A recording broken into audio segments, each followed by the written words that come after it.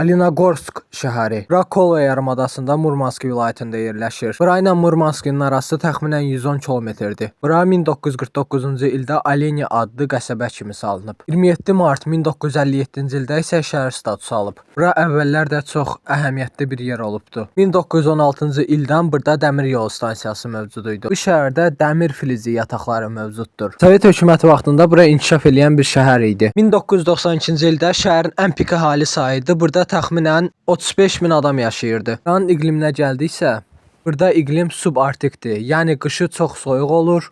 Çoxlu qar yağır, havalar soyuq keçir, 30-35 dərəcəyə qədər hava düşə bilir. Həmçinin buranın qışı uzun gedir, 8 aya kimi uzana bilir. Yay isə sərin, soyuq və yağışlı keçir. Burada da Belые ночи, yəni bəyaz gecələr, günəş ümumiyyətlə batmır və qütb gecələri olur. Qütb gecəsi olanda isə günəş ümumiyyətlə görünmür. Günəş batmayamağı yayda olur, günəş görünməməyi isə qışda. Bu hadisələr bir neçə həftə davam edir. Bu şəhərdə Rusiyanın çoxlu soyuq şəhərlər kimi və Murmansk vilayətinə xarakter olaraq cavanlar buranı yavaş-yavaş tərk eləməyə başlayır.